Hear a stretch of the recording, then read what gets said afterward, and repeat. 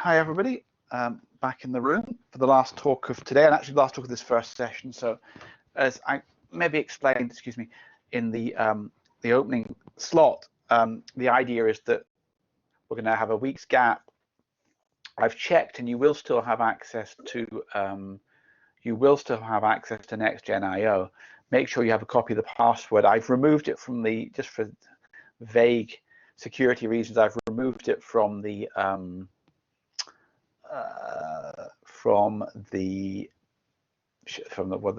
work pad thing, whatever it's called. I'll type it in here. So if you do need the password, then I will give it here, because this chat will disappear once we go.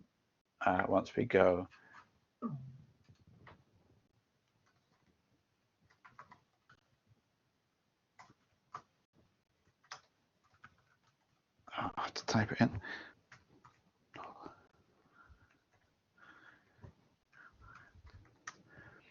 I think that's right. 50. Yeah, so that's there. That's just, so make sure you have a copy of that, because I'm not going to leave that up. But you're welcome to use NextGen IO in the intervening week. Hopefully by next week, Cirrus will be back in operation. So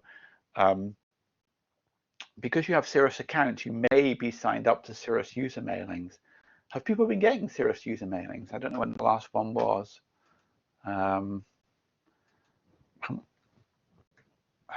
there was a.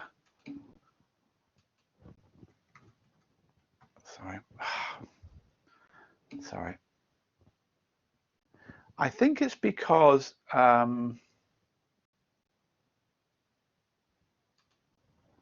yeah, I think that people may not be signed up to them. I think we've had this issue.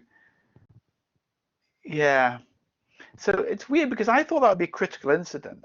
So I think that everybody is signed up to the critical information list, but so this is a service update list. So I would recommend going into your safe account and subscribing to the. But anyway, I'll try, if I remember, because things are a bit hectic. I'll get Claire to send an email around this list when Cirrus comes up. It's been a bit hectic, so I can't guarantee that. You know, if you go into your safe account and subscribe to the service updates, that would be. I'm surprised this isn't seen as a critical thing. But anyway, I'm not quite sure how the hierarchy of I actually have to go and close the door to keep the sound out.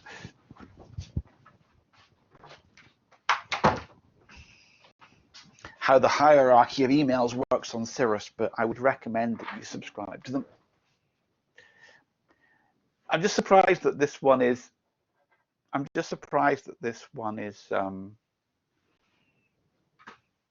So that Archer one may have been sent to a higher priority list. I don't really understand.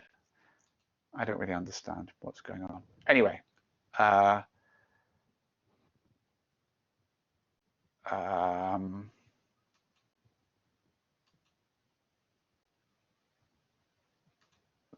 Okay, I'm trying to get myself fine. So we're going to talk about derived data types. So I'm going to talk about MPI Datatypes, basic types, and derived types. We've talked about basic types.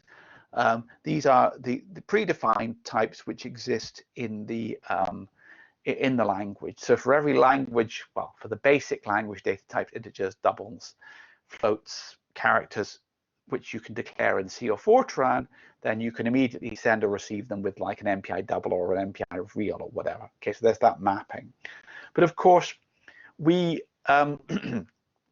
we define more complicated structures at runtime, and they can be array subsections, which are not contiguous arrays, and they can also be structures. So in C we can define a structure which is a compound type of, can have a bunch of integers and reals and whatever you want in it, and in Fortran you can also have, they call them derived types, the same thing. So the question is, how do you send and receive these objects? So you have to create your own derived type. So here's a basic data type. If I have an integer array of size 10, okay, and I want to send it to send all 10 values, I clearly call MPI send x10 MPI int or MPI send x10 MPI integer. Okay, fine, sends all 10 values, no problem. How do I send the first 4 values? It's not a trick question, but just if someone could.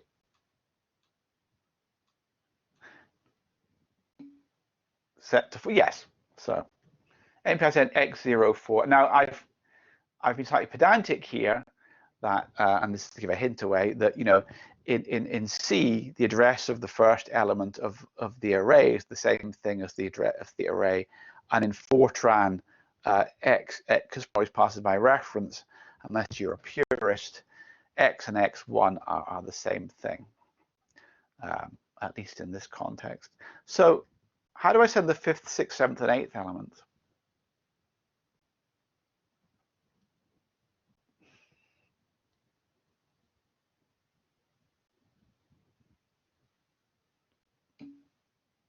Yes, shift the pointer in C, exactly.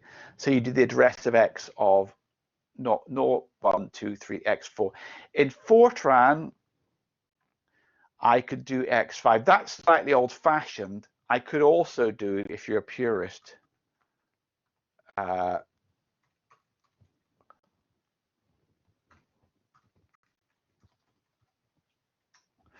MPI send X5 to 8 as well, 5, 6, 7, and 8. So if you're a purist in Fortran, that's all fine, okay? No problem. So we have some, but how do we do that? How do we send the 2nd, 3rd, and 7th and 8th elements?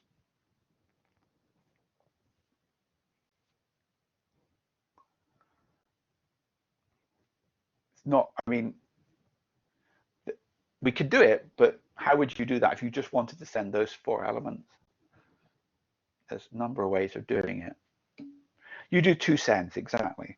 But that's very inefficient because 2 sends is twice the overhead. And the overhead, I don't know if you did the ping pong example, but basically the latency, the time taken to send any message at all on a modern network is measured in a handful of microseconds. So it might take 2 or 3 microseconds to send any message. And it turns out that basically that means that all messages under a few kilobytes take the same time. They're dominated by the latency. So basically, if you send 2 messages of 2 elements, it would take twice as long as 1 message of 4. So you don't want to do 2 sends. Okay, I could do a single send which sent the 2nd, 3rd, 4th, 5th, 6th, 7th, and 8th. I could send that whole section there. 1, 2, 3, 4, 5, 6, 7. I could send the data in the middle, but that's not very satisfactory because at the receiving end, I'd overwrite this data. The other thing is, what happens if it's not an array of integers, it's an array of structure my struct or type my type, okay? So so we're going to come, there are ways of doing this, but the two things we can't do at the moment are A, with basic data types, we can't send that strided structure there. And also, if this wasn't an array of integers, but an array of my structs, we couldn't do it either, okay? Again, this is where we suffer because MPI isn't the compiler. If MPI were part of the compiler, you could send type my struct. Remember, these my struct and my type are just defined in your code, which you just compiled this morning, okay? MPI's never seen them. So how do you do that? So what we're going to talk about in this lecture is how you send patterns like this with a single send, and how you can't see my, can you see my cursor? Yeah, you can, but I actually have not got the right cursor. I should use the laser pointer. Sorry, I should be using the laser pointer. That's better. Or how you send objects which are not basic types. So the motivation is the send and receive calls need a data type argument. They're predefined ones. So in Fortran, real is MPI real. In C, int is MPI int. But what about types defined by a program? These are structures in C or user-defined types in Fortran. And also the send and receive call takes a count parameter. What about data that isn't contiguous in memory, isn't a single block of memory? And you might say, I would never want to do that. Well, you do, because you want to do subsections of 2D arrays, okay? So this is the issue. You often want to send subsections of 2D arrays. So in our classic example is in our traffic model, our halos were single data points because we had but in a real problem, it would be a 2D problem. So our halos would be either horizontal or vertical slices of the array. And it doesn't, they're 2D subsections of 2D arrays. They will potentially not be contiguous chunks of memory. So we don't want to have to. The other thing that people didn't mention is you could copy in and out. You could copy this data into a single buffer of size 4, send it, and then copy it out at the receiver. So copy in, send, copy out is the best you could do at the moment, but that's rather unsatisfactory and inelegant. So the approach is you can define new types in MPI. The user calls setup routines to describe the new data type to MPI. Remember, MPI is a library, not a compiler, so it doesn't have access to the information. And basically, MPI gives you a new data type handle. So these MPI, real MPI, double are data type handles. They're of type MPI data type in C, or they're just integers in Fortran, but they're formally type MPI data type. And you can create your own. The only special thing about the basic types is that they're predefined. So once you've created a derived type, they effectively have the same status as the predefined ones. You can use them in any message passing call. You need to do some careful reduction operations, okay? Because if you wanted to reduce a structure, and that might be a sensible thing to do, it might have a real and an integer component. You want to add them together. It's clear what adding means there. You add the two reals, you add the two integers. You have to declare your own user-defined reduction operation. Otherwise, MPI will say, I've never heard of this thing. But that's a bit of a technicality. So defining types, this is a bit of a technicality, but actually, formally, derived types in MPI are stored as a list of basic types and displacements in bytes.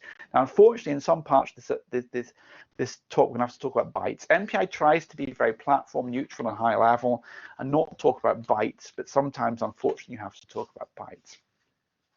So for a structure, the types may be different. So a structure will be stored by MPI as a list of types, which may be different, be an integer, a real, a double precision, a character array.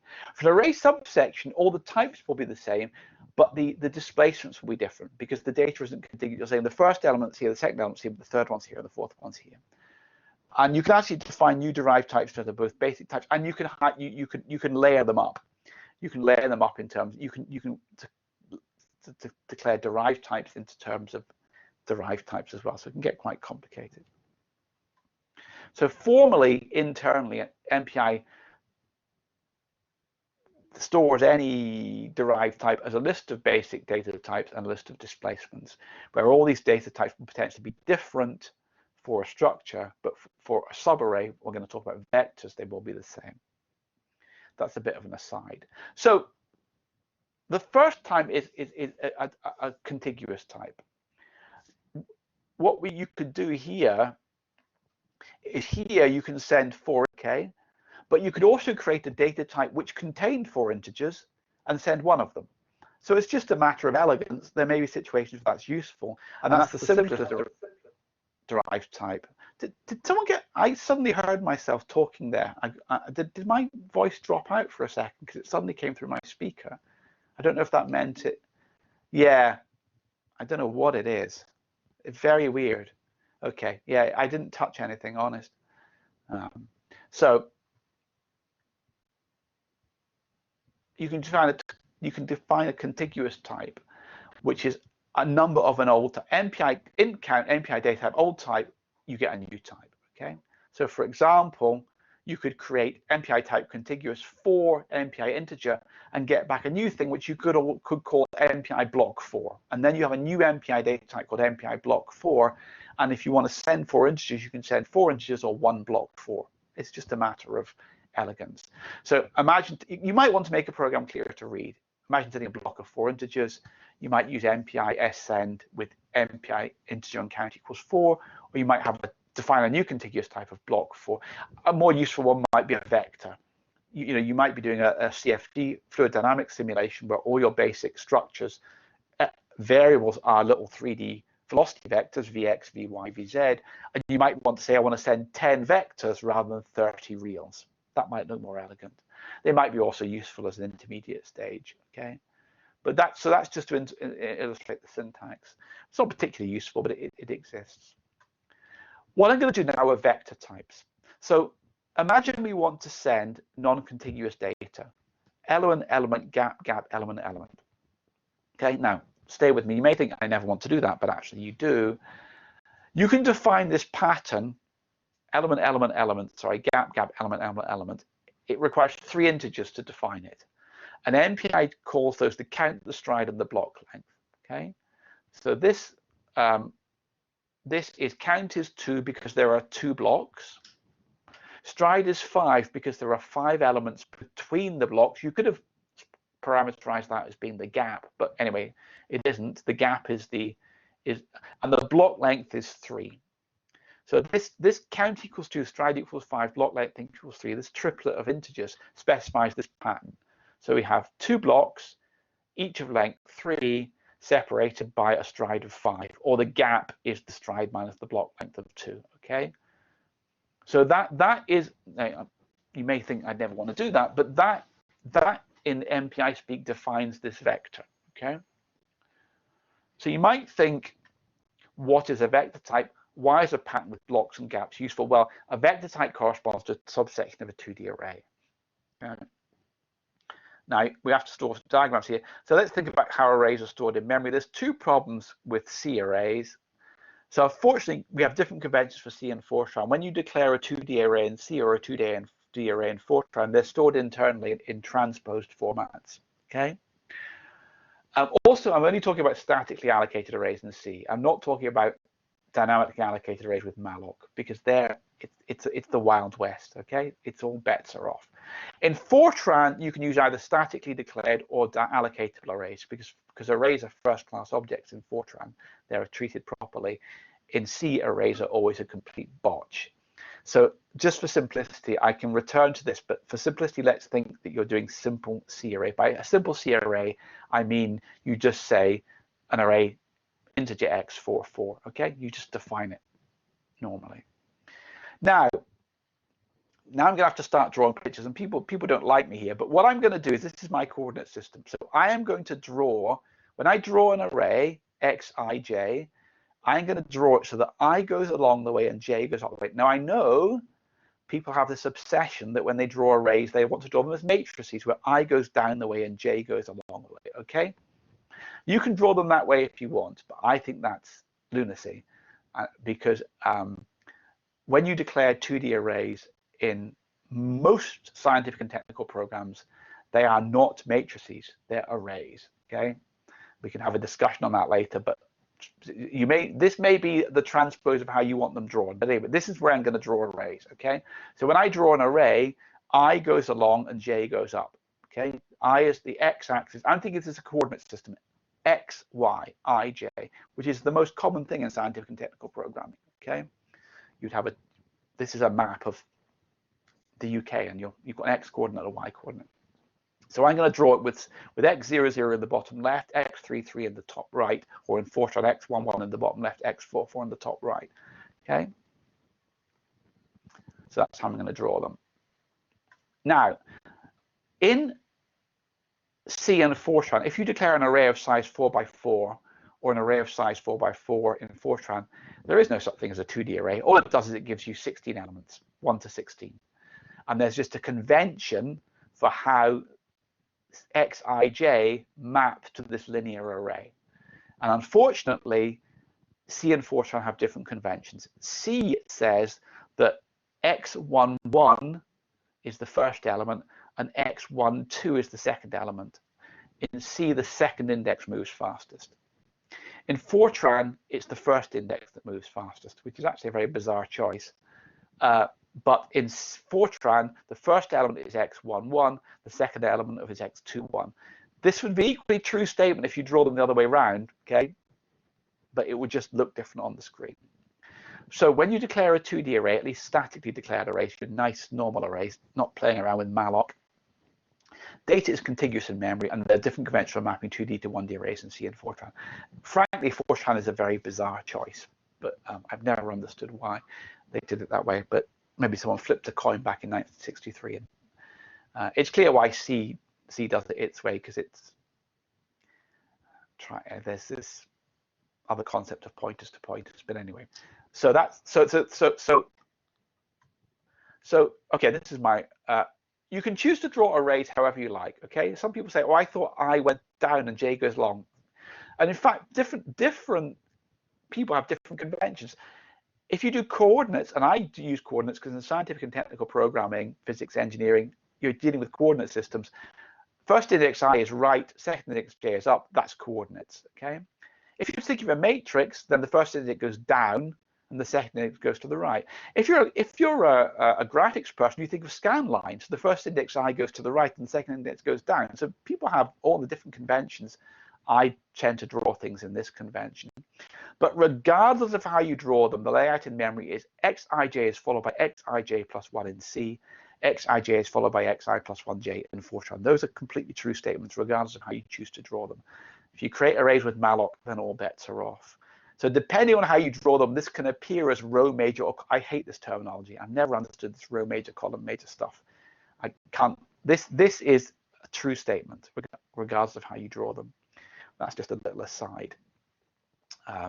So a C example, just labeling this point, if I have a 5x4 array and I want to do a 3x2 subsection, then the way I've drawn it, it's 5 gaps, blop, blop, blop, blop, blop, blop. So when you linearize the memory, a 3x2 subsection of a 5x4 array is 3 blocks of 2 elements separated by gaps of 2. It's a vector, okay? That's the basic thing. In Fortran, it's just slightly different. A 3x2 subsection of a 5x4 array is 2 blocks of 3 elements separated by gaps of 2. So that's basically it. So that's kind of labeling the point. It's just trying to tell you that for 2D arrays, 2D array subsections are vectors. So if you want to send 2D subsections of 2D arrays, which you actually often want to do, then you can define a vector.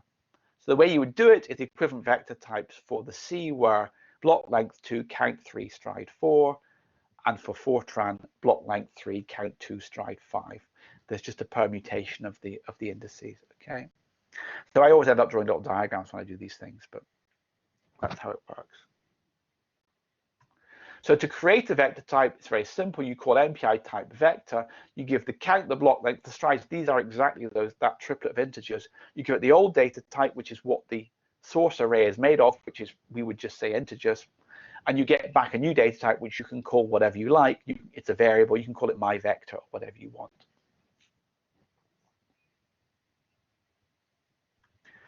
So we've defined a 3x2 subset of a 5x4 array, but actually, if you think about it,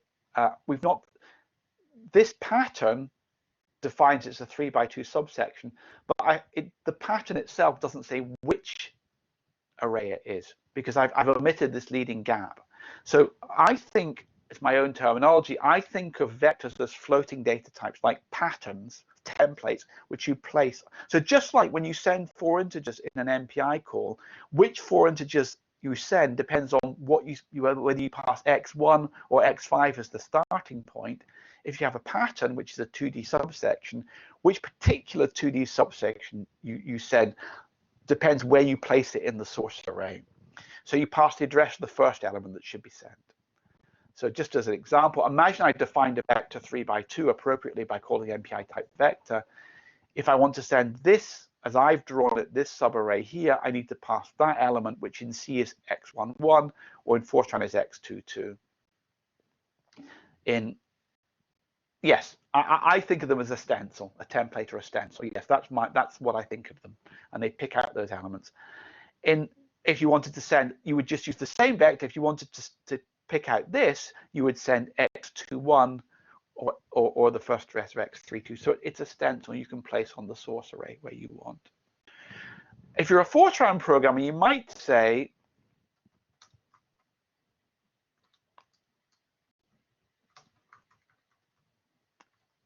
x. If Fortran, you would say, why don't I do x of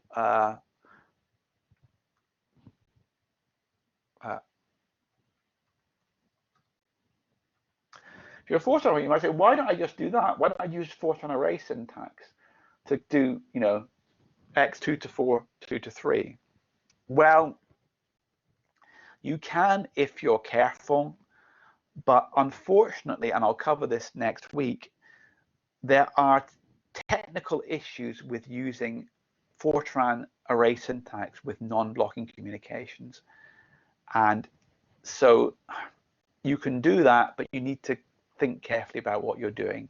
So even in Fortran, even if you're a modern Fortran programmer who uses very elegant array syntax, it does have issues. So vectors are still useful to know about. So there are various data type inquiry functions. You can compute the extent of a data type. MPI type get extent tells you how big it is from the first. There's a bunch of these things you can use to query, and you can maybe check whether they're correct or not. So that's how we define vectors, which are subarrays basically. So I'm now going to move on to how we send structures, but are there any more questions about the subarrays? Or sorry, about vectors, which turn out to be subarrays.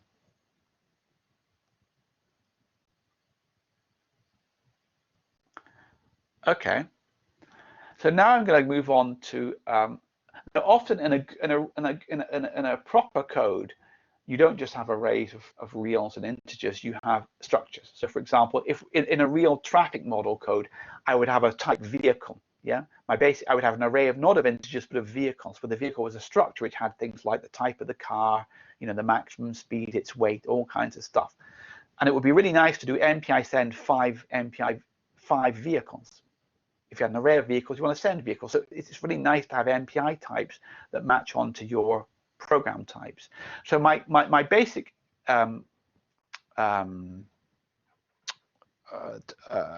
go-to structure is a compound, a structure which has got an integer followed by 3 doubles. So you could think this could be a particle where the integer is an ID. Is it what kind of atom is it? Is it an oxygen atom or a? Well, you don't get oxygen atoms. Is it a carbon atom or a, you know, another atom? And then it might have 3 positions. Okay, but the point is, in my program, and in Fortran, despite the fact that Fortran desperately tries to invent new syntax, you can see it's the same syntax. Okay, it's exactly the same to declare a compound type or a structure. The problem you have here is you want MPI to send this thing. Okay, the problem is the compiler has a lot of freedom in how it lays that object out in memory. So I cannot look at that and know how that is laid out in memory.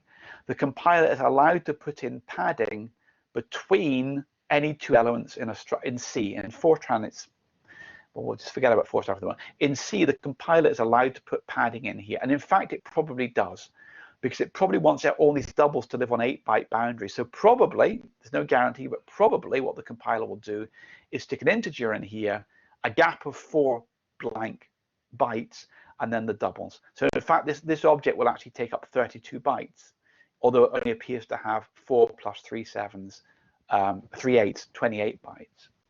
So different compilers do different things. They can insert arbitrary padding. So you have to tell MPI the byte displacements of every element. It's horrible. You have to say, look, I've got a structure.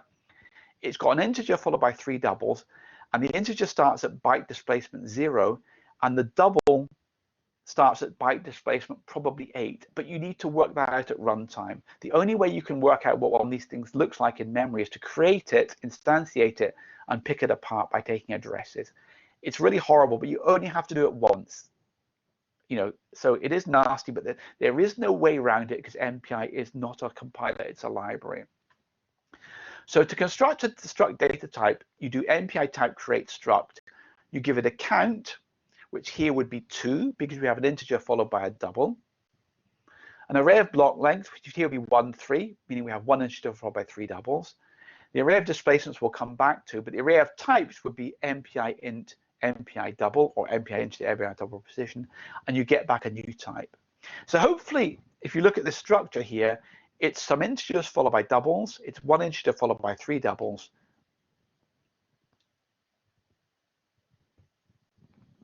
So it's because I am drawing them along and up. So for me, 3 by 2 means 3 along and 2 up. If you drew it the other way, you would call it something different, yes. So it's all to do with where it's transposed. Yeah, that's exactly right. As long as you're consistent, it doesn't matter. But you can't mix the two conventions. You're right. So you can describe this object to MPI by saying it's integers follow doubles, one integer followed by three doubles, and it's an MPI integer and MPI double. But the thing which is hard to work out are the displacements. You have to tell MPI where they start in memory. And so count is 2, array of block lengths of 0 is 1, array of types of 0 is MPI int. This is the C version, same to Fortran. Array of block lengths of 1 is 3, array of types of 1 is MPI double. How do we compute the displacement? We need to create a compound variable on our program. We explicitly compute memory addresses of every member and subtract them to get the displacements from the origin. It is quite horrible, but you just there is no option. Now, you might, if you're a Fortran programmer, you'll say, wait a second, Fortran doesn't let me take addresses. Well, maybe it does now, but it didn't used to. So MPI provides a strange function called MPI get address, which gives you the address of a variable. Now, if you're a C programmer, you would say, why don't I just use the address operator? But to do with various type conversions, I've never got that to work.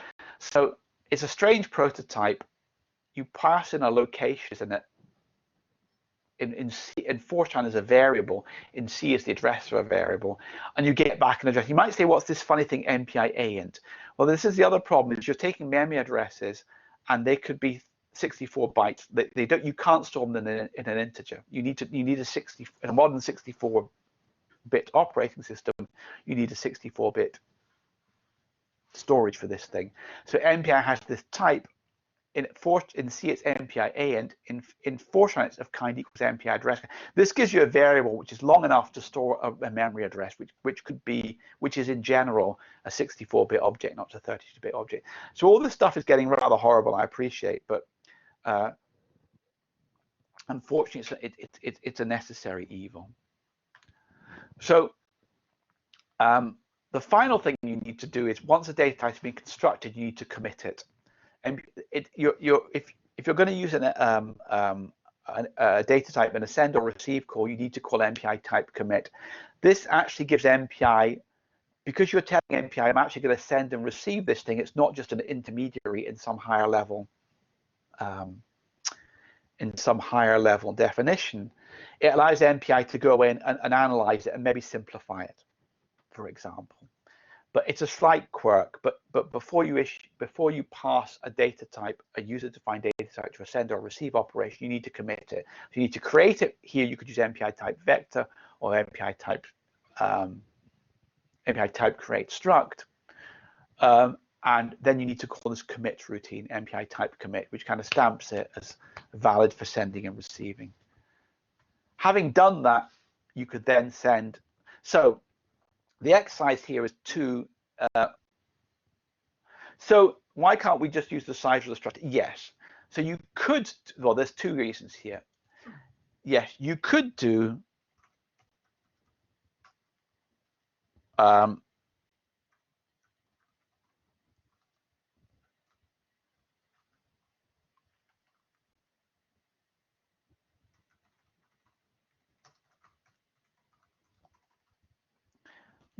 that, okay?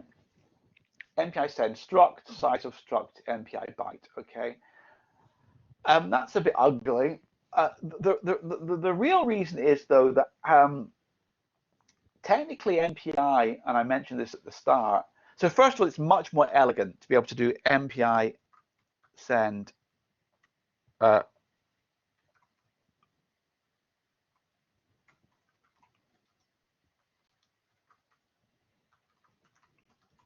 that's much nicer. I want to send one MPI struct here, rather than size of struct MPI bytes. Okay, so that's nicer. Okay, the real reason, though, is that in principle, MPI has to work if the sender and the receiver are on completely different computers, potentially using different compilers.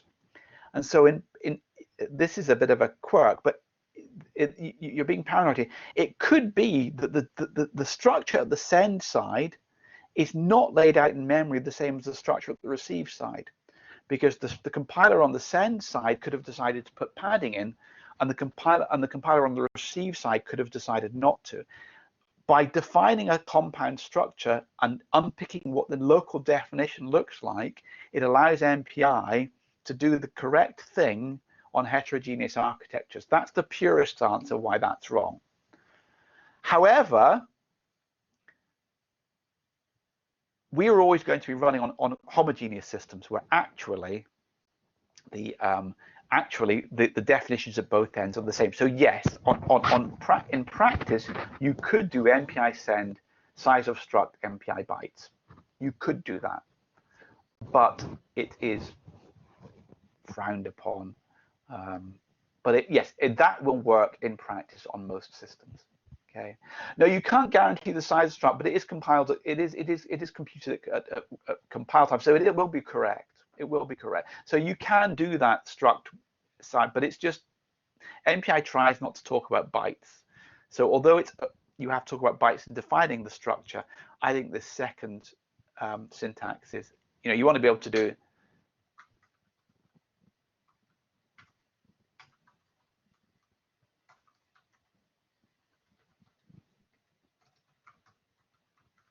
example. That looks nice. MPI send array of cars and MPI vehicles, where the array of cars contains structures of type vehicle. That looks nicer. But you're right. It is. Some people was simpler or wasn't simpler. So the one on the MPI structure definitely was simpler. I don't understand. Sorry.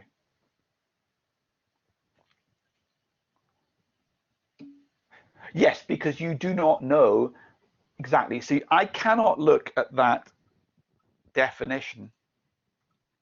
Oh, I'm in the wrong window. Apologies. I cannot look at that definition and tell you how big that structure is. On most compilers, it will be 32 bytes long, but I know on the IBM compiler, it didn't used to put any padding in, so it was 28 bytes long. So you have to create, do I mean 28? Yeah, 28.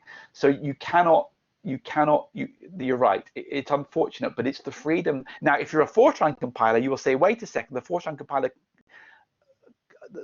So what C guarantees is that the doubles follow the integers, and that there is no gap between the array of the structure and the first element. The address of the first element is the address of the structure, but it can put arbitrary padding between and after every entry. Fortran guarantees nothing. Fortran is a very pure language. It says you cannot assume anything. This could have but we all know Fortran compilers, C compiler, they're the same thing. This just maps. So if you're a purist Fortran compiler, you'll be having a complete heart attack at this point. But in fact, it will be okay. It will work. Okay. I'm slightly more easygoing with these things, but yes, it's the C does guarantee that if you create two of these things, they will always have the same structure with the same compiler, but it doesn't guarantee what the structure is. Maybe labor that point a bit.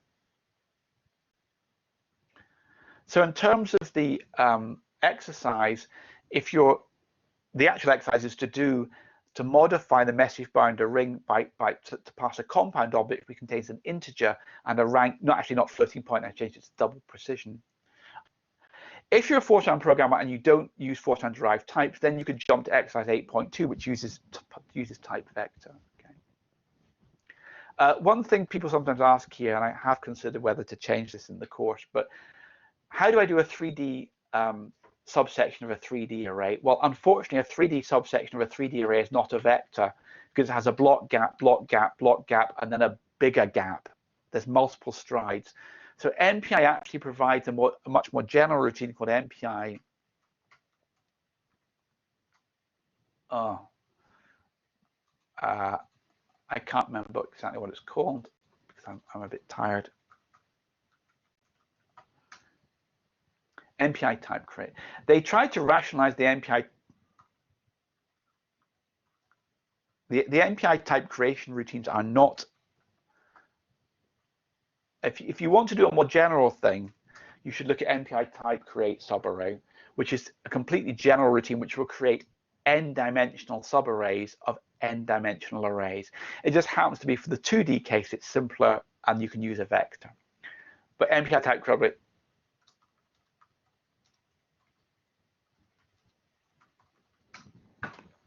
the most general routine, but I think vectors are maybe, at least in the introductory course, I thought I'd just teach vectors. So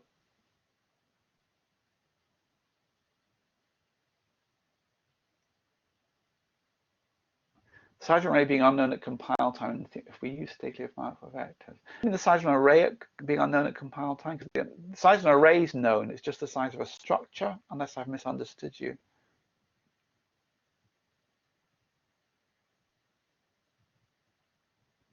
Sorry, I don't quite understand the question. I understand there are lots of issues around, but I don't quite understand exactly what your question is.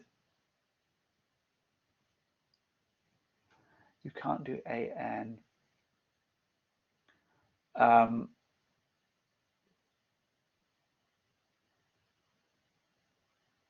still don't quite understand. Sorry, I'm being stupid here. I don't quite understand what the issue is. I mean, there are issues, but I don't quite know which one you're referring to. Sorry.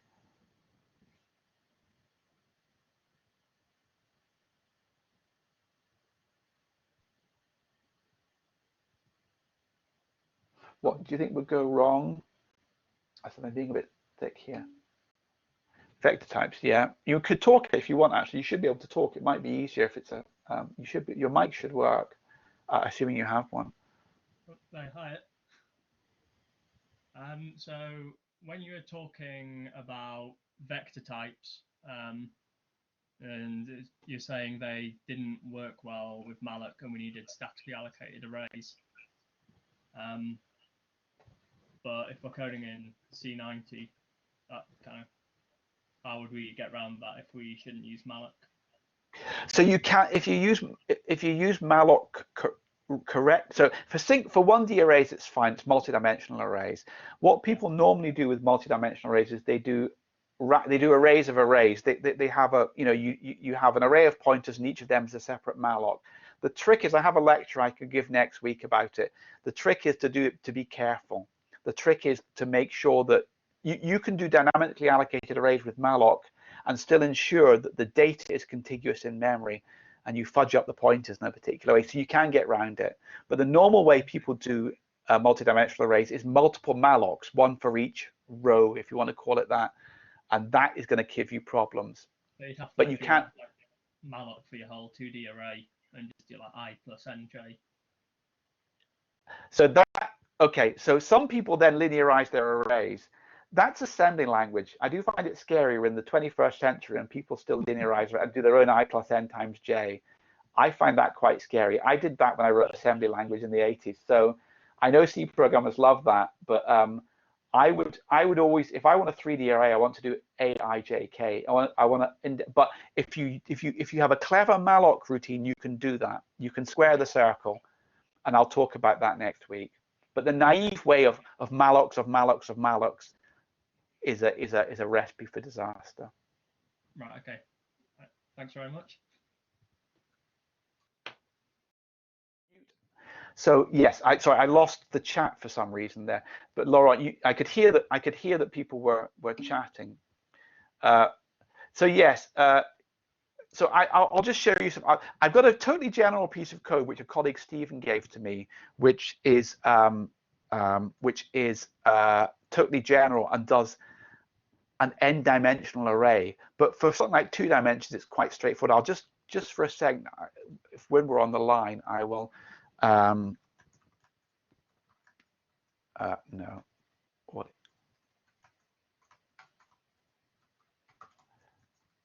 Oh, trunk. So I'm going to just find something which shows you.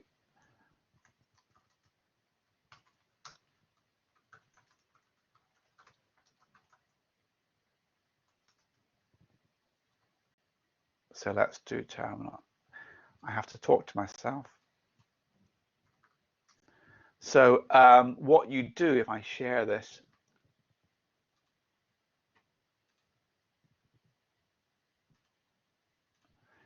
is,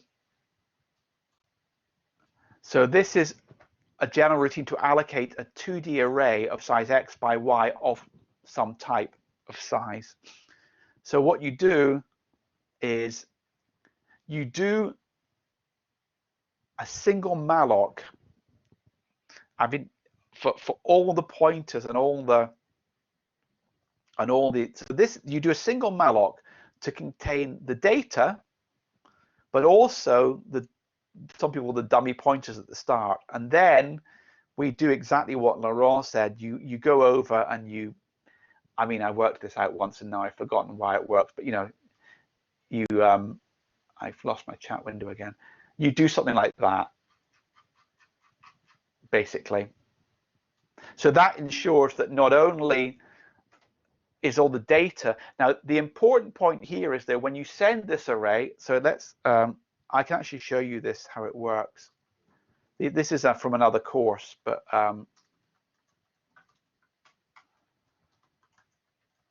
okay.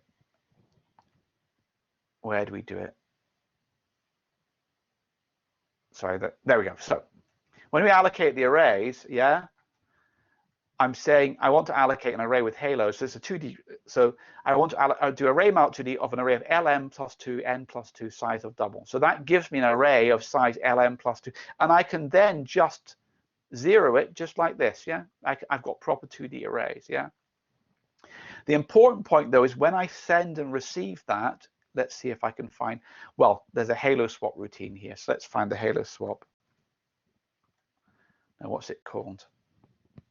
Probably boundary.c. It's so long since I wrote this code. When we do the halo swap, right, here we are. Right. We have to be very careful that, well, I haven't really done it here, but you can't send X or what, because at the start of the array, so for a static array, the address of X is the same thing as the address of the array is the same thing as the address of the first element. That's not true here because you have all these pointers at the start. So you need to make sure you don't pass X, you always pass the address of an element because that's somewhere into the array. If you start sending X, you end up sending and receiving and scrubbing over all these pointers at the start, and all hell breaks loose. So that if you're a C programmer and you're using malloc and using 2D arrays, you need to remember two things. A, do a clever malloc, do one big malloc and fudge up all the pointers. I can give you that routine if you want. But the second thing is when you send and receive, you can't send and receive X. You have to take the address of the first element. Otherwise, you'll start scrubbing over these pointers, which you have to have there to allow C to do the indexing. But you mustn't don't mess with them. This is where C gets a bit horrible. But there you go. Is that okay? And this. So yeah, it is. It's. I must have worked that out a while back, and then. Though my colleague Stephen has given me a completely general routine called Arrray, and I'll talk about that next week. So that's everything for today. We now have. I mean, we'll be around till 5:30. Now, Julian, actually, I have to go at 5. I'm flagging a bit in this, and I've had a bit of a clash, so I leave at 5. Julian, are you able to be around till 5:30, just in case there are questions? Apologies, I'm going to have to leave early today, but it's been a bit of a long day, and I have a clash, unfortunately.